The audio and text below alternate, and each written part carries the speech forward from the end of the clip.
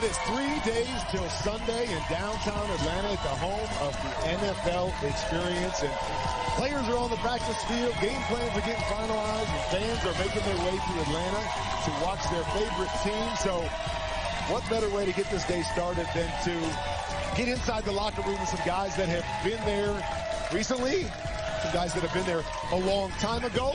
So it's time for Players Only, and I'm joined by Mike Robb. What's up, peeps? How you? Super Bowl 48. Yes, sir. Steve Yes, sir. Smith, Super Bowl 38. Malcolm Jenkins, 44 and 52 just last year. And Yes, then Michael Irvin was in Super Bowl 3, 4, and 6. Is that right?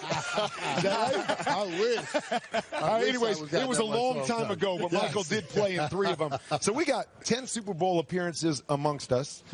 We've got 7 rings amongst us, which sounds really good, 70% win percentage. The only problem is I know 2 of those losses were mine, so it doesn't sound nearly as good from that direction. But Malcolm, most recently in the Super Bowl just last year. So we're going to start with you. What's the most difficult thing for a player dealing with Super Bowl week? So I had 2 different experiences with the 2 times that I went. The first one was my rookie year, and so it was really hard to deal with all of the media and all of the families in there. You got ticket. Everybody wants the experience, and I'm trying to get prepared for a game as a rookie, and so I had to try to block all of that out. Last year, I'm a 9-year veteran, been in it. I wanted to enjoy the week and still not be, distracted. So it's like, how do you work really hard to get here? So it's like, how do you still enjoy the week, maintain and retain the memories but still get ready for the game? So it's 2 different experiences, but handling the week up to the game is the hardest part. Yeah. Man, for me, it's dealing with the family. Now, since I'm one of 17 kids, there were a lot of people wanting tickets, and Jerry would take care of us in that department, and we got a lot of tickets, and I would bring up all my family and give them all tickets, and right before the game, you want to hear how excited they are, so I'm kind of waiting, and you want to reach out and make sure they got all their tickets. Come to find out, they sold their tickets. So I'm like, oh, wait. I'm like, we went through all of this. The camera I'm telling you, I said, Michael, it was the stop first and thinking second about Super that. Bowl. So Stop thinking about it. Focus on the game. Don't worry about that. Stop thinking about it. Just know next year when y'all get here, don't even worry about it. But I bet they had the best big screen to watch you on the Super Bowl, right? Back at the hotel, they went and watched it. So dealing with family, man, you just got to be able to get that out the way and focus on football. yeah, the same thing for me is get that stuff out of the way before you hit the plane, right? Because me and Andrew, we had a heated conversation. Yeah. Because and it was a conversation where we both said some things and walked out of the room, right? So it was a real bad thing. But also, once you get here, it's not playing the game inside of your head too soon, right? To get overhyped about it, because once you understand how big of a game it is at home. But when you get here and you have the media coverage, look at the Super Bowl experience. All of this stuff, you just are blown away at all the activity that city has rolled out, new monuments, just new parts of the Super Bowl and part of the city that you really have to take in. And you got to wait so long to play the game, too. I mean, you're trying to manage your emotions just getting the kickoff. Yeah, and Steve, you hit on something. You said you try not to play the game too early.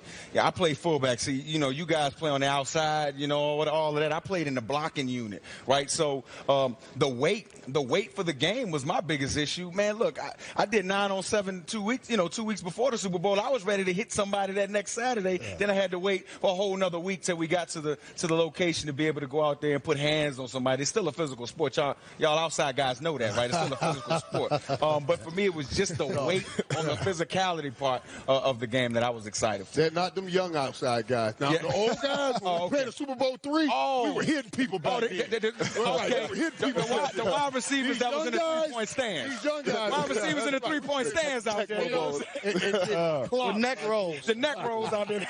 And you guys know every Super Bowl has its different set of challenges. But what you always hear people say when you get to the Super Bowl is, make it normal, right? Get back to your, and I'm thinking to myself, okay, I'm going to there is absolutely no way normal to make about this week normal. I mean, you step out of your hotel room and there's fans everywhere, autographs. You know, I had to walk through the kitchen to get to wherever I was going. You know, you talk about, you know, turn on the TV. I've been watching, every time you turn on the TV, all they're talking about is the game, telling you what you're going to do or what you're not going to do. So that, to me, was the most difficult part, was trying to get into some kind of normal routine, get away from football when I wanted to get away from it, because at home, man, the kids will drag you somewhere. You got dinner with the family. Here, you're by yourself, and you got to figure out how to make it more normal. Pete Carroll did an awesome thing when we went to our Super Bowl. He basically told us, look, guys, it ain't a normal game, so don't act like it is. Right. Don't try to make it a normal game. Embrace everything about it. Yeah, we're going to work hard while we're here at home in Seattle. When we get out there, we're going to have great walkthroughs, all of those things.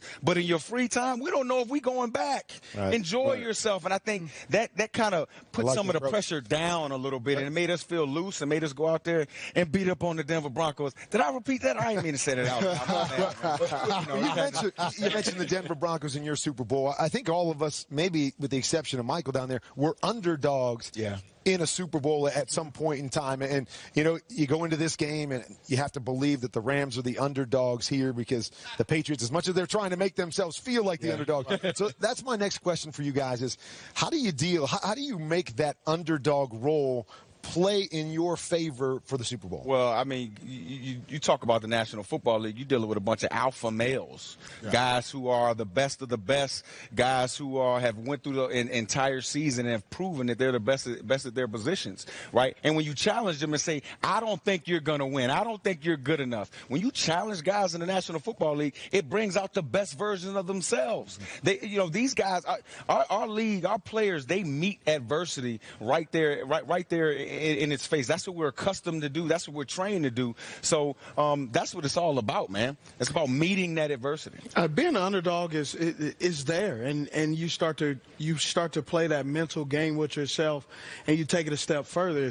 Well, as a team, we are underdogs. So does that mean the wide receiver group aren't good enough? We can't outperform those guys. Their DBs are better because they get into practice with those better wide receivers. So all of those things. So do you, like, talk to your group? Because, I mean, I remember seeing Julian Edelman, you know, a week ago going to Tom Brady, like, you're too old, you know, like, trying to convince him of that. Did you use that as a mantra getting ready for the One of the unique things for us is we didn't really have to manufacture anything. That was the year that Ty Law and Poole, they went after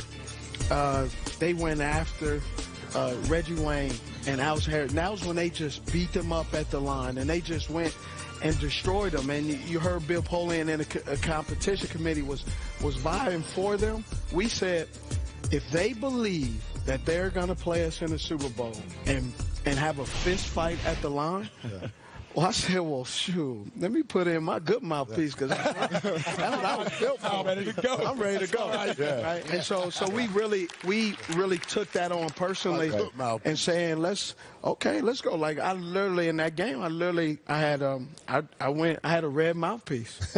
And I put that thing in and said, hey, if you're going to hit me in the mouth, you ain't gonna know if I'm bleeding. I'm going to hit you in yours and know for a fact you bleed. Well, and Malcolm, you guys had the dog mask, and you guys were playing it up. We loved it. Yeah, I think for us, you know, whenever you're the underdog, nobody expects you to win. You don't carry that burden. So you showing up just to be yourself. You know, we came out to Meek Mill. Like, you know, it's all about energy for us and being able, and then once you smell blood in the water, that momentum gets on your side quick. Even in New Orleans, we were the underdogs against Peyton Manning and the Colts. And we knew going into the game, all right, Drew Brees, you score points defensively, we need 2 stops. And that's the whole game plan. So the whole, you know, whatever happens, we don't feel the pressure. We just constantly flying around.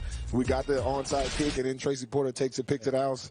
It's one of those things that as a team, when you embrace that, it's so much easier to play loose because you're not worried about losing. Nobody expects you to win. Yeah, you playing with house money. You just go out there and let it out. I'm going to flip it with you, Mike, because I was on the side of being the underdog at times and was also in this Super Bowl against the Patriots 17 years ago. We're the favorite. Which one was more difficult, to play that underdog role or to be the favorite? Well, you know, it's interesting, too, because in our first Super Bowl 27 against the Bills, they had gone 3 times. It was their 3rd time, and it was our first time, kind of like it is right now. And nobody thought we would actually win the Super Bowl. We were 1 year away. We didn't supposed to win against San Francisco, and maybe we were 1 year away. Ended up beating the Buffalo Bills 52-17, you know. So we went in. What was interesting, I think, is interesting, and I think all athletes are like this. We use this nobody believes in me like me. It's our greatest asset. We all use it. And then when it falls on team, it all buns us. Like, oh, yeah, no, I don't care. I had an issue with you, but they don't believe in us now. I ain't got no more issue with you. It's on them now. So everybody galvanizes you. And it's obviously galvanized the Patriots this year because they were not playing well at the end of the year. And then all of a sudden, Tom Brady comes out with that thing, and they take off. But I don't see how they can run that race in this Super Bowl because everybody seems like they're picking the Patriots, and the Rams will have a chance to hold that mantra. Exactly, and I think that was the harder spot to be in. Like you said, it's like playing on house money. If we lose, well, we were supposed to lose. Nobody expected us to win. When you're that team that's hunted, you're that team that everybody expects to win, that to me was harder. You know, in this game, nobody knew who the Patriots were. They came out as a team, greatest show on turf, and I just remember thinking, man, we better not lose this football game. Everybody's telling us, I turn on the TV, well, they're going to win by double digits. It's going to be easy. And I'm thinking, okay, it's just got a little bit tougher because everybody expects you to win that game. So I'm interested to see the Patriots are trying to play that up. But, man, I mean, 9 Super Bowls. How can you be an underdog in 9 Super Bowls? I think everybody out there saying, well, this is the Patriots' game to lose, that Tom Brady can't be beat. Well, Tom Brady can be beat, and we got somebody here on set that beat him recently. So we're going to talk about that next. And that's Malcolm. How can the Rams pull that off again this year?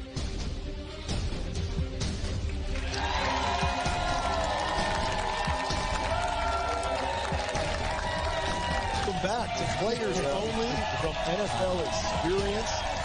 And that was awesome. That was Malcolm Jenkins, wired just 1 year ago in Super Bowl 52. And I got to start with that little moment you had with Tom Brady. What did you say? We couldn't really pick it up. What did you say to Tom after about that? Tom went to that team up north, and I went to Ohio State. So there's a little rivalry there. But, you know, in that moment, I see he drops the ball. It's the Super Bowl. As an athlete, I know what kind of pressure that is. So I'm trying to, let's see if I can rattle Tom Brady. And I'm like, come on, Tom, you're supposed to make that. He didn't flinch. Broke his hip. Yeah, he didn't flinch. Oh, my God. He's a cold man. He didn't even flinch. Didn't look at me, didn't say nothing. He locked in. Locked in. But, hey, I'm sure you're not the first. It's harder than it looks. Yeah, right. Exactly. I'm sure you're not the first person that tried to get in Tom Brady's head. But let's talk about your guys' game plan. Obviously, you went on to win that Super Bowl. What did you guys change? What did you do? What worked? What didn't work against the great Tom Brady? So we knew, you know, Tom Brady's one of those guys, whatever you start the game with, he's going to adjust anyway. So you're going to have a game plan. And I think that first week we kind of overthought it, right? And then because they were doing hurry up and they were speeding to the line of scrimmage, it's all about matchups, different personnels, and we were trying to match that. And so the beginning of the game was crazy because we were subbing, getting caught subbing, and they're going fast, and they drove right down the field on us. Luckily, we held them to a field goal. And then it was like, let's just settle down and do our stuff, right? Keep it simple. And when we were able to do that, we played faster. But we knew going into the game, you're going to have a first half plan. We're going to halftime. You're going to come out in the third quarter with a different plan. In that fourth quarter, you're probably going to have to make some adjustments because he's doing that throughout the entire game. And I love what you say. We got back to doing our stuff because I'm always fascinated by game plans. You get a couple weeks to prepare for a team. And I'm going to ask the rest of you guys, were you guys teams that said, hey, we got here one way. This is what we do. We're going to do it in the Super Bowl? Or did you guys go into it and go, okay, we're playing against this team, we're playing against this guy, we got to adjust our scheme, or we're going to add a whole bunch of new plays? How did you guys go about preparing for your Super Bowls? Oh, I guess I'll go first, man. We just did our thing, man. Yeah. You know, we went out, we lined up. We were playing against Peyton Manning, the top offense that this game has ever seen that particular year. Our defense just lined up. There was an interesting stat that Dan Quinn told to the entire team. He said, look, Peyton Manning is 80% completion below 12 yards. Over 12 yards, he's like 27 now. hunt down. Wow. So our defensive back sat at 12 yards. You asked Richard Sherman. He said if they did a double move, I would have been beat. But we knew Peyton wasn't going to throw the ball down the football field. Yeah. And then on special teams, they had only covered 12 kicks all year. They're playing in Mile High, right? 4 of those 12 returns went for touchdowns. 2 got called back. So we knew if Percy Harvin touched the football, as we know, the beginning of the second half, he took it to the crib. We knew if he touched the ball, they weren't going to be able to cover kicks. And offensively, we ran the football until they couldn't stop it. And hence, we won 48 to whatever they scored. You know what I mean? 43 to whatever they scored. And that's how we did it, man. That's funny is because when we played in our offense, our head coach was John Fox. Our offense coordinator was Dan Henning. And Dan really believed in pushing the ball down the field, but Coach Fox believed in running the ball. Sure. So in the first quarter, it was pretty much like watching a paint dry. We couldn't move the ball. Kept trying to run the ball. Wasn't working. Trying to run the ball again. And Coach Fox always believed that punting was a good play. As a wide receiver, I'm like, that's not a good play. Right? And so that's why in the second half, we scored in the first half. Right at the end of the first half. But in the second half, we came back and we started pushing the ball down the field and really got them out of their comfort zone because we did what they did. We changed and adjusted, and we made some good progress. Unfortunately, our defense got a little bit tired, and Adam Vinatieri. So what did you do all year long? You guys are pushing it down the field? And no, we weren't. No. I mean, Coach Fox was all about defense. Okay. Offense, don't screw it up. And that kind of mentality will get you in trouble because when you have to really risk it, you've been in a place you've never experienced.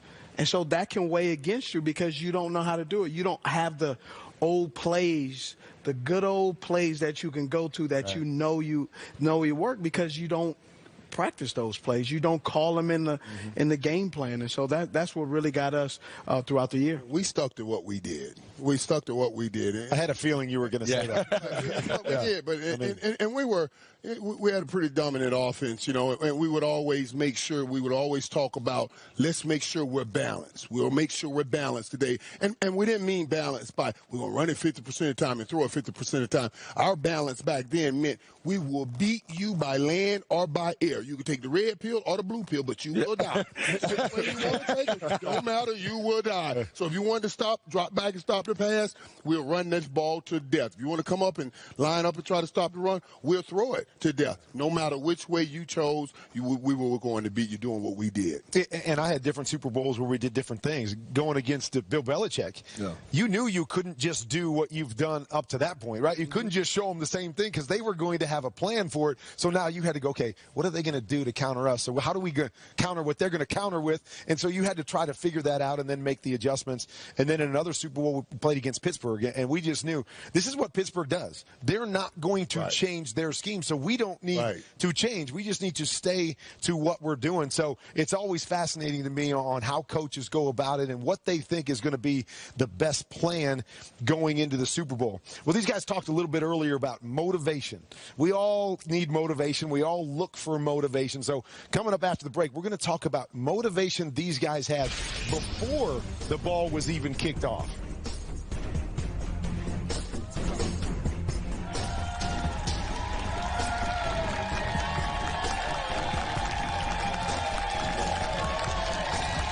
Challenges Usain Bolt in the 40-yard dash. NFL Game Day morning, Sunday at 9 on NFL Network.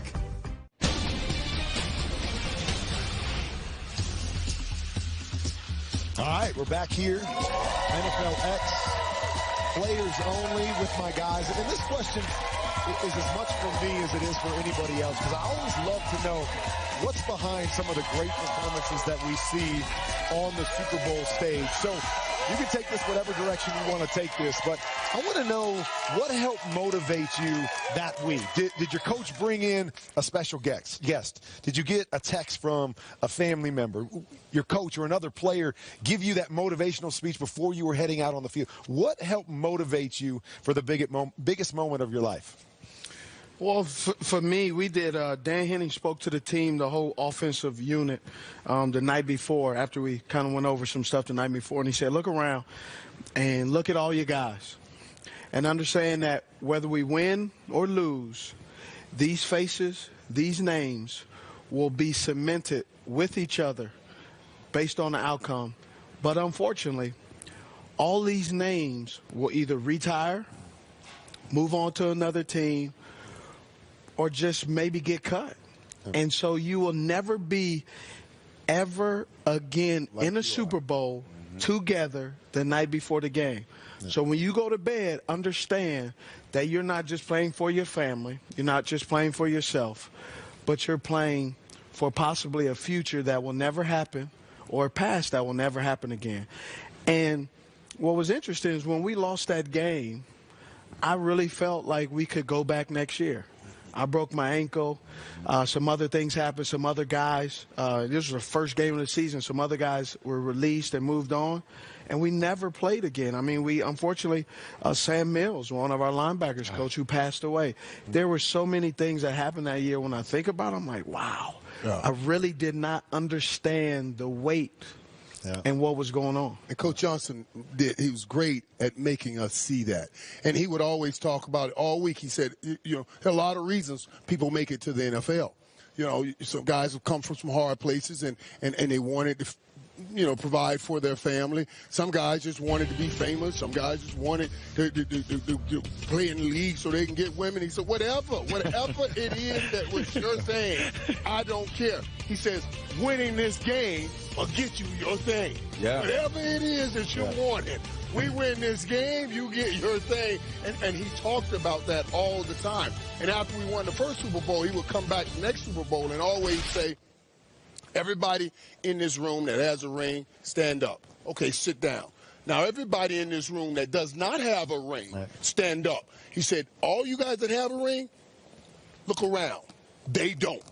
What about them? Let's make sure that they have their moment, too. He was brilliant at using those little ways to motivate. Used to be a saying that we used to say, one snap and clear, right? In the course of a game, you got to play that snap. Good, bad, indifferent, play that snap and move on to the next one. I think it's the same with teams, and the Patriots, I think, do a great job of that. Like, this is a unique season. This is a unique team. We're not going to carry over, whether it's good or bad, to the next year. We got to realize it's going to be a different moment, and we're going to have to win and succeed a different way. Malcolm, did you guys have anything last year? So we didn't really do much. You know, coaches do the normal things. They'll play highlights. They might have B-Dog is probably one of the best speakers I've been around. He'd come in and give a speech. But for us, the main message leading up to the game was, let's not make this any bigger than it is, right? The only thing is the difference is there are more lights, more people, but the field's the same, the ball's the same, the rules are the same. So let's just focus on that. The rest of it, because everything else you understand. Everybody knows this is a bigger game. To even get to the Super Bowl, you've already had to be motivated, especially what we went through. So the motivation is there. I don't need to give you a speech that's going to make you play better in the Super Bowl. I need to calm you down so that this stuff doesn't get you too, so that you're not so crazy, like, you know, looking at everything around it. You can focus on your job one play at a time like we've done all year. But that's interesting you say that, because there's one thing, because when Coach got to the place where he was giving us speeches every day, a motivation speech, we went up, we all thought we can go in and talk him off this ledge. You know, like, Coach, man, you know, can we just get to practice, man? I mean, we come together and give a speech every day. He said, it was Troy and me. He said, listen, I'm not talking every day for you guys. I know you guys are going to play. He talking to his He said, I'm talking for that 48, 49, 50, 51, 52, 50, those guys at the bottom of the roster, because we're only going to be as good as those guys are. So you guys just have to endure it and then do what you do. But I got to give this speech to get to the bottom of that roster so everybody plays well. Pete Carroll was definitely the same way, and he always wanted to put us in a position where the game was simple. And the night before the game, he brought in a sports psychiatrist. The sports psychiatrist came in, and I was expecting, you know, maybe some money to be rolled out, something. And all he said was, guys, take out a piece of paper, write down 3 things of this game that you control. Nobody else control, you control it. And we all wrote it down, we turned it in, and we turned at the end, after the game, we went back to him, and literally we had 100%. Everybody met every single goal, and it embodied itself in the score of the game, and we won the Super Bowl. But it's making the game simple, not making it as big, not making it a super big game. It's already big, but just going out there and playing football. And I thought Pete Carroll, the sports psychiatrist at the time, did a great job of helping us realize everything was in our control. It had nothing to do with the other team. It had everything to do with what we were all about. Yeah, I mean, I remember before my first Super Bowl, Howie Long came in and talked to us. Yeah. And Howie goes, hey, man, I was here my first year, as a rookie. I went all the way to the Super Bowl, and I'm thinking, oh, great, this is my first year starting with the Super Bowl. And he's like, man, we are going to be in this thing every single year. This is easy at this level. And he goes, I never went back. And that was the one thing that stuck with me, is to appreciate this moment, because there are no promises that you're ever going to get back to one of these things. And that stuck with me in every Super Bowl I played in. Man, this may be the last one. This may be the last time. Don't leave any stone unturned. Don't go and do anything during the week that you're going to sit back and go, man, why did I do that? Why didn't I prepare a little bit more? Or why did I stay out a little too late? But spend that 1 week going, give everything I have, so there are no regrets when it's all said and done. And guys, before we get out of here, I want to ask Malcolm something. I know you're heavy into the community. Talk about the Players Coalition and your commitment to that group. Yeah, so the Player Coalition is an independent 501c3 charitable organization, but also a 501c4 advocacy group. So we're focused mainly around changing our criminal justice system, dealing with things like police accountability, as well as economic and educational advancement in underserved communities, specifically communities of color. And so we've been doing work all around the country. Guys around the league have been getting involved, getting active in their communities, doing things from PSAs to holding district attorney candidate forums to actually lobbying to pass bills. This past year, we got 3 laws put in place. Some of the guys with the Patriots got the age of juveniles being able to be prosecuted raised from 7 to age 12. We got some voter rights restored in Florida and Louisiana, and got some pieces of legislation in Pennsylvania. And we're excited because yesterday we announced our first grants that we were able to give out $2 million to about six great organizations doing work around the country. Man, wow, that's dope, bro. That is awesome. Keep doing what you're doing. And there's so many guys out there that are doing great things. We appreciate that. But we're not quite done here. We got a little bit more to come. A lot of people out there don't really performing at halftime of this year's Super Bowl. So let's talk about the halftime. I know people at home are going, really? The halftime was difficult? I mean, you're just sitting in the locker room waiting to come out. But what people don't know is that it's a lot longer than a normal halftime in a normal game. And so you get kind of that player's clock in your head where you're like, okay, all right, it's time to go out. So what did you got any crazy stories, or how did you guys handle that extra long halftime? Well, Kurt, I'll go first. We practiced halftime when we were still up in Seattle. I mean, literally, we were practicing during the week. We heard a horn blow. We had to go back into the locker room, and we sat there for 30 minutes. And we practiced our routine during halftime. It's double than a normal halftime. And so the first 10 minutes, Coach gave to ourselves. You know, if you want to take off your clothes, take a shower, whatever you want to do. The second 10 minutes was for your coach's adjustments, right? Then the last 10 minutes, we cranked the music again. We got in full stretch lines in the locker room, and we warmed back up again. And so when we came back out for the second half, to our minds and psychologically, it felt like the beginning of the game again. I really had no recollection of the first half, and we went out there and dominated. Did anybody else? We did the same. We did the same thing. Practiced it. And for me, I was annoyed by the whole thing because I'm same here. The same thing as you. It's just an extra 10 minutes. Like whatever it is, it's just sit in the locker room. It's no different. It's just time. So we practiced it. Then this was our strength coach's time to shine. He's like, great, now we can warm back up. Everybody's in stretch line. I sat in my locker the whole time. I'm like, I'm not doing this. I get on my phone for 5 minutes or whatever, and then you just listen to music, go through your adjustments like a normal time. You just got, just a 5 minutes to yourself that you didn't have before. Well, what about you, Irv? Because they had sand when he was. Oh, God. Did they even have halftime act? No, they just went to the side. They went to the sideline. I had cigarettes.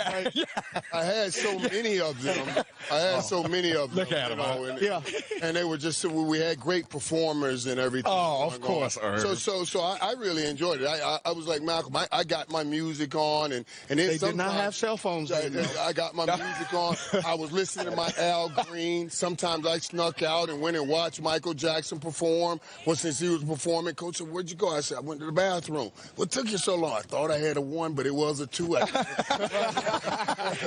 He didn't know I had snuck out to watch Michael Jackson do his thing. Right? He said, all right, come on, let's go get him warm back up. Because by the time I got back from watching the concert, it was time to warm back up and go back in the game at that time. So it was cool for me. And then I got into that routine. Like, we came in every halftime. I got a chance to sneak back out and see the next halftime. I kind of enjoyed it because I got a football game and a little bit of a concert at the same time.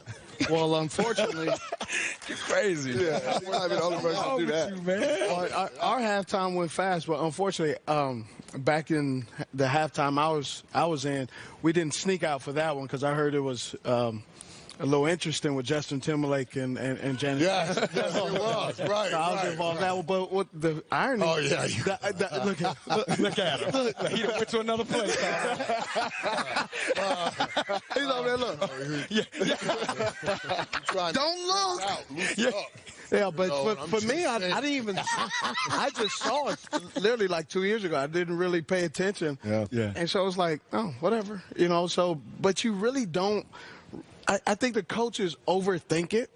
Yeah. It's extra time. Man, they don't overthink it, man. Look, you got young people in the locker room that you have added 15 minutes to your halftime. I think they're just giving them direction of flow. You know what I'm saying? That they're directing their thoughts for halftime. I know you wanted to just kind of sit to the side, but I'm telling you, man, young guys needed that direction. That 48th, 49th, and 50th guy, you got to make That's sure what I'm saying. that they're staying focused and on the game. It's 20 minutes. Yeah. It's 10 minutes. It's not 3 hours. Yeah, they're going to throw away the whole Super Bowl for 10 minutes a minute. Yeah. I tell you, I think a lot of it depends on how the first half went. Yeah. Because, I think back to 17 years ago, 2001 in the Super Bowl, and we didn't play very well in the first half. So we're going into halftime, and we made our adjustments, and I'm like, come on, man, let's go. I got something to do in the second half because we didn't perform very well in the first half. So I was kind of like Michael. I'm like, okay, what the heck's taking so long? So I kind of snuck out, and if you guys remember 2001, was coming off 9/11, and so U2 was performing, and they had these big screens, with all the names of the people that we lost in 9/11, and so it was a surreal moment that here you are, biggest moment, and playing a football game, and you get that moment of watching that on the screen and go, man, this is so much bigger, what we represented in that game, but just life is so much bigger than a football game, and it allows you to gain a little bit more perspective on it. But they probably would have never done that had we been winning the game and everything was going good, but just kind of snuck out. And it was a really special moment for me because it was great to be the team representing our league at that moment in our country in that way. So it was pretty cool. I tell you what, we got great fans here, all kinds of teams represented. We appreciate you guys being a part of this all week long. Coming up after the break, you guys can get involved in the show a little bit. We're going to go out into the audience and ask some questions. So ask players only. Coming up after this. Something wrong with it. All right, we're back. Fun part of the show. A lot of the fans have always had questions they've wanted to ask some of the players, but never had an opportunity to do so. So we're going to give them that opportunity right now. The playmaker is out in the audience, and you got some questions out there, Irv? Yes, we do. We got a hashtag Ask Players Only here. We'll start right here with you. You want to ask a question? Yes, so my question is to Michael Robinson. Oh, okay. Would the Seahawks have run the ball at the end of Super Bowl 49? Don't do me like that. Don't do me like that, guys. If you were leading the way, man. If you were leading the way. If you were leading the way, it's your fault. I still got to go back up there sometimes and talk to the people up there. But got a job to do, baby. Do your job. Yes, we would have ran the football. I mean, I was a captain on that team. There's no way we throwing that ball on the 1 yard line with beast mode behind me. Come on, man. 2 Super Bowls in a row. Next question. Next question. It would have been considered a dynasty to win that 2 in a row. Back then. Now the Patriots are messing that up. But you got a question? Yeah, for Malcolm Jenkins, who do you think would be tougher to cover, Steve Smith or Michael Irvin? Oh, man. Hey, Malcolm, I don't know if you heard, but one has a degree in route running. What do you? Oh, my PhD. PhD in route running. One of these guys does. Here it comes. I know it's coming. I've had the pleasure of playing against, these guys up here. Didn't, get a chance to play against Mike, but both of these dudes are legends. But this one right here, when he talked about that red mouthpiece he put in every now and then, I've seen it a couple times. Playing against him 2 times a year, man, that was a battle you had to get your mind right. Yeah, next question. Hey, Steve. Just went to the next question. Next question. Hey, Yes. Steve, if you was playing in the game in the Super Bowl on Sunday, which uniform would you want to be wearing? That's a Style. great. That's a. Yeah, bro. So I'm pecan tan, light skin, so I like to dress. What I heard, the Rams are going with the throwback uniforms, and being from Los Angeles, growing up in LA, man, nothing is better than watching history, and you get to be part of that history. And the reason I say the Rams is when I got drafted, I was in NFC West for a little bit, and we got ran by the Rams several times, and then we went up to Candlestick and played. One of the coolest things as a young boy, because my family are from Monterey, is playing against the San Francisco 49ers in Candlestick. For me, it was a cool experience because I was something that I watched on TV, and now I was living in that moment. So for me, I got to go with the throwback with the Los Angeles Rams being from a Cali I would kid. say that, too, because after we won the Super Bowl back in '99, we changed jerseys. Yeah. That was the last time that those jerseys were worn on a regular basis was when we won the Super Bowl in '99. So maybe they can Talking bring that about back. motivation, they're trying to rob some motivation right there. That's smart of the Rams. What's your question? Michael, this is for you. Oh, I got a question. Okay. If the Patriots win their 6th Super Bowl, Yeah. will they be America's team? Oh, whoa. Yeah, that's a way to bring it. Hey, Irv. Keep it funky, Irv. Keep it real. Hey, do your job. Do your job. Do your job, Irv. Do your job. I'm Do it. totally baffled here. No, don't be baffled. Just answer. Don't be allow me baffled. to Just answer. walk into my answer. Okay. The way I handle walking into my answer. If you may. I'm totally baffled here that everybody wants to grab the moniker America's team. Everybody wants to grab it. It's obviously the Dallas Cowboys. They've had it forever. And even though they haven't won a Super Bowl, they still are one of the biggest draws because they are America's team. You just got to ride that out. I'm sorry. The Pats. So that's a no. So that's a no. That's a no. No one will ever be America's team. No matter if they besides win the more, Dallas no Cowboys. matter if they won more than you guys and all of that. Pittsburgh Steelers have more already. They have one more, and they still are not America's team. He was just saying how the Rams It's are. what it is, man. He was just saying how the Rams are I'm reaching not back. making the rules. I'm get the- explaining them. That's a great job. I'm explaining. Well, he was just right. saying how the Rams are trying to reach back and get some motivation way back from 1999. And these Cowboys fans are reaching way back to get some motivation on being America's team because that was way back. I know, there. like some of the games I got to watch on VHS. I tell you what, we with the wheels and all of that. Yeah, man. With the hanger on the television. History you guys go into. If you're going to open up the history, and I know this from being in a courtroom, all of it must be open up. So all of those 5 Super Bowls that we do have, which is more than any team up here, they must be brought into situations too. Now let's go on to the Okay. Here we go. Look, he gonna. All right. Let that foot over there. He crossed his legs. We got to get to a break. Hey, we thank the fans for being a part of this. Malcolm, I know you got to go on to something else, but we appreciate you being a part of Players Only. Stay with us. We'll be back to wrap this edition up after the break. Something wrong with it. Planted that foot there, bro.